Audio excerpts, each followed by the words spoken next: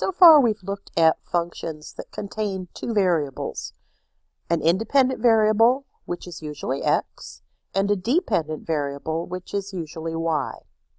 Now we're going to look at functions that have more than two variables. So here's an example of a function of two variables. That means a function which has two independent variables and one dependent variable.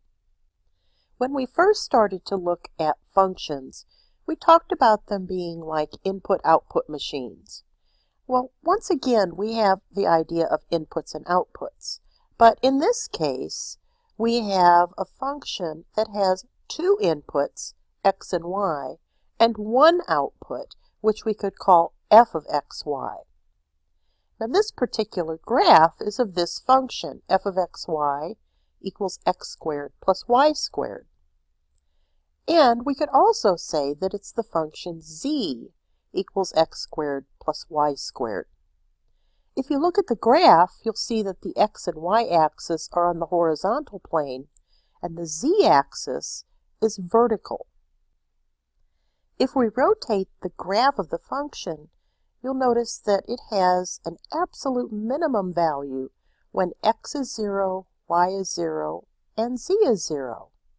Now we're going to develop some techniques for finding those absolute or relative maximum and minimum points, but that will come a little bit later.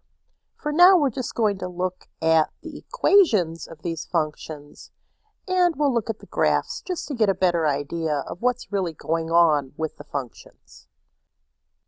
Here's the graph of z equals x squared minus y squared plus 1. Once again, we have two independent variables, that's the x and the y, and the dependent variable, which is z. If we rotate the graph, you can see that this one has a slightly different shape than the last one.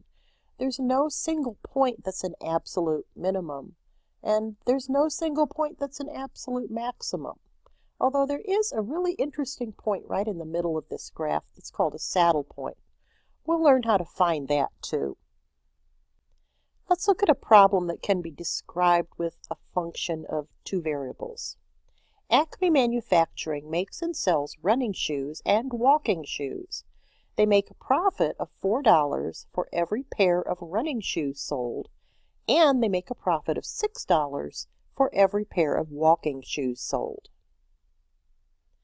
For the profit function, p of xy equals 4x plus 6y, find p of 2510. Now before we go on, let's just think about what's really happening with this function. P of xy means we're writing a function for profit that uses our two independent variables x and y. Because we see a term 4x in our profit function, and $4 is the profit from selling a pair of running shoes, x must represent the number of running shoes sold. And since a profit of $6 is made for selling every pair of walking shoes, then y must be the number of walking shoes sold. If we're looking for p of 2510, then we must be looking for the profit when x is 25 and when y is 10. So to find that value, we'll substitute 25 for x and 10 for y. And when we simplify, we get 160. So we know that the profit will be $160 when 25 pairs of running shoes and 10 pairs of walking shoes are sold. Here's a function that has three independent variables, a, b, and c, and a function which describes the relationship between those variables. So f of a, b, and c equals 3a minus 2b plus c squared. And we want to find f of 4, 2, negative 2.